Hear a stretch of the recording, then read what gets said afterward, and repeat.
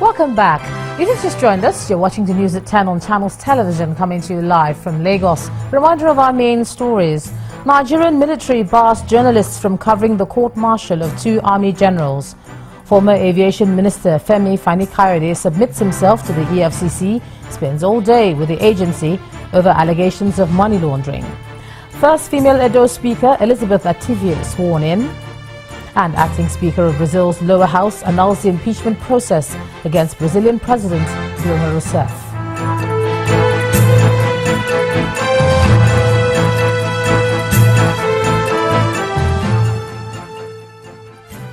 A quick reminder to you now that all our top stories are on our website, channelstv.com, and on youtube.com/channelsweb. And do visit m.channelstv.com to view us live on your mobile device. You can also download the Channels TV app for Android, iOS and Windows phones from their respective stores. And we encourage you to use the Eyewitness feature in the Channels TV app. If you have pictures or videos to share with us, tap the app on your device, swipe to reveal the Eyewitness menu and follow the instructions. Airtel, the smartphone network. And speaking of those pictures, we have some that we'd like to share with you that were sent to our portal. And let's begin with this one from Balogun Market area in Lagos State. It shows a street market which, according to our eyewitness reporter, is obstructing traffic. And next is this photo from Church Street in Alimosho area of Lagos. It shows a transformer which was reportedly purchased and installed by residents in the area.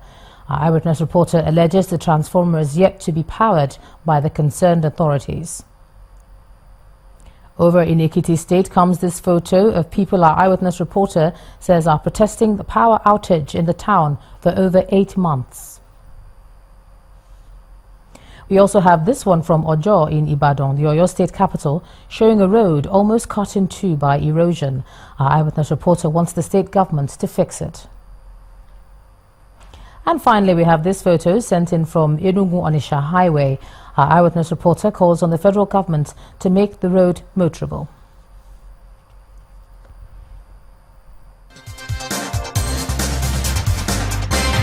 Airtel, the smartphone network.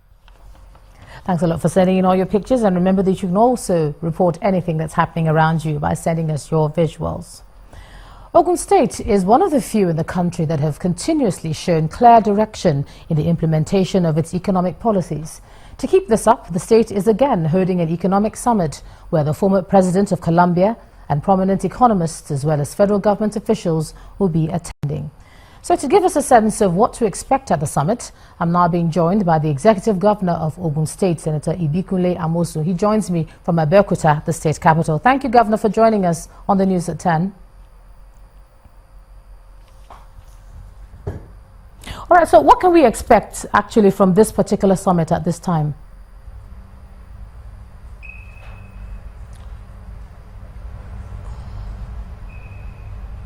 If you can hear me, Governor Amosu, I'm asking what we should expect this time around.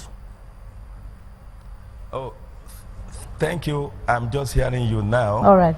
Well, this will be the third in the series of the Investors Forum that we normally have every other year in Ogun State. This time around, we are zeroing on environment, agriculture, and transportation. Those 3 key areas are what we call the enablers for creating wealth, enablers for making sure that our people are employed. Yes, we've been having agriculture has been consistent really, because in the first time when we had in 2012, we talked about agriculture. In 2014, we still talk about agriculture, and still, now that we are going to have it tomorrow and day after, agriculture still is part of those things that we want to talk about, because we believe that that will create wealth for our people, that will help us to diversify our economy. We are not even waiting until when everybody now says they want to diversify the economy. We've been at it, and the results have been very wonderful. Again, if you look at environment, gone are those days when we are mindful of what happens around us. Environment is even essence of life and living, and that is why tomorrow again we are going to zero in on environment. What are the various ways of maybe using the waste that we generate to create wealth for us. What are the various sources of alternative energy, biomass, going green, to reduce all the emissions that happens, because we are the industrial hub of Nigeria. We have the largest number of industries in this country. And if that comes with a challenge, all this industrial waste, how do they dispose of them? So I was in Paris for COP21 in December, and there's a lot of new ways, new technology of doing things. And that is why we want to call those that we know they have experience, those that have done it before, to come and talk to us, to come and see the various opportunities that there is. And the other one is transportation. For me, infrastructure is the enabler for development. And we have demonstrated that.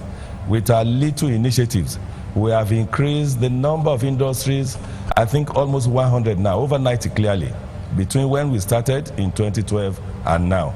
And when we say transportation, we are not looking just at, we are now looking at rail, we are looking at air, of course, the airports, and we are looking at even our waterways.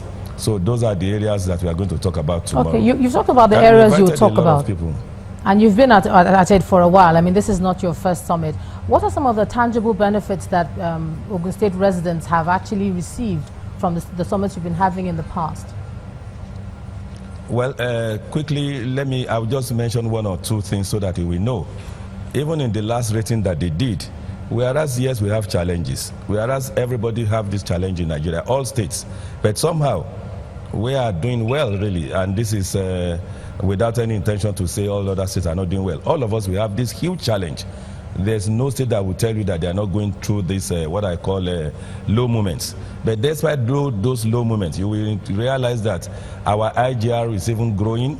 We were rated to be, we increased our IGR by 97.8%. Why is that possible? It's because of the inflows of industries that are now coming to Ogun State. So clearly, our people are the better for it.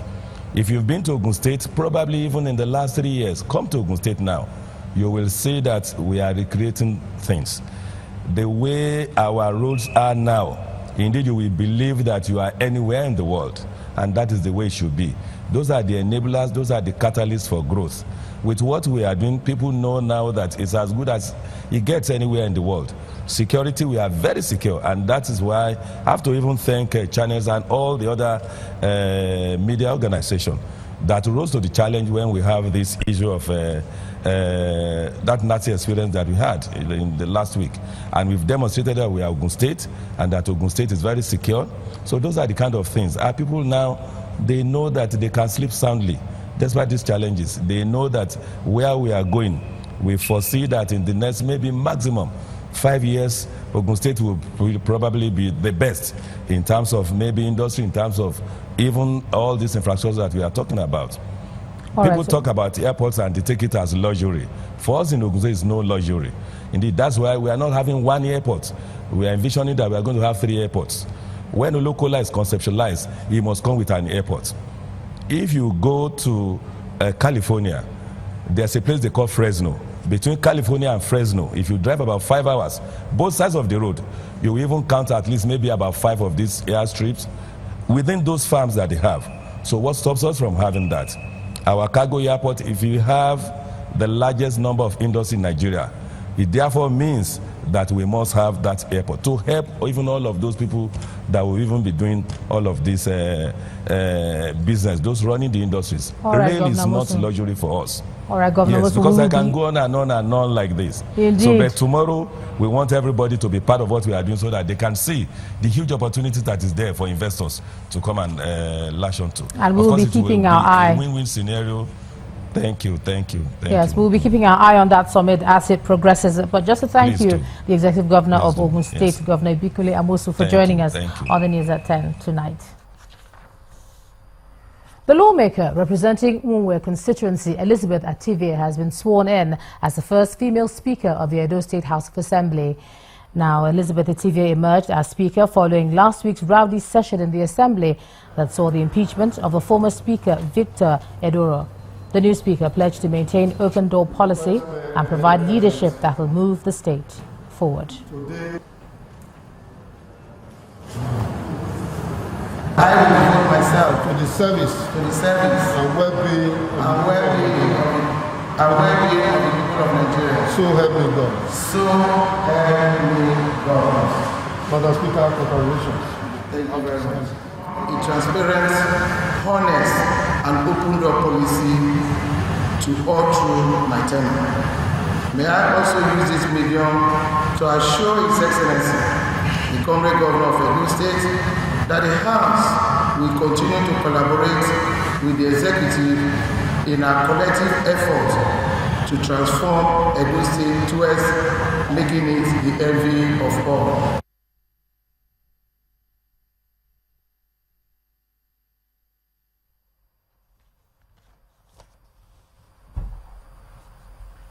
The House of Representatives wants a quick passage of the bill to set up the Northeast Development Commission to coordinate the rebuilding, reconstruction and development of the region post-insurgency. The Speaker, Yakubu Dogara, who made this known at a public hearing on the bill, explained that there is the need for a legal framework that addresses the overall development challenges of the region. According to him, the Northeast lags behind in all major indices of human development, a situation he said existed before the insurgency got worse following the attacks. Now, with just 99 institutions offering midwifery training in Nigeria, the country currently requires an additional 3,500 midwives to meet the challenges of child mortality. And to help solve this problem in the Northeast, the United States Embassy has trained 45 women from 3 IDP camps in Adamawa State to see to the needs of displaced pregnant women. The Northeast is the worst hit by Boko Haram attacks. Many locals have suffered trauma, devastation, destruction, and displacement.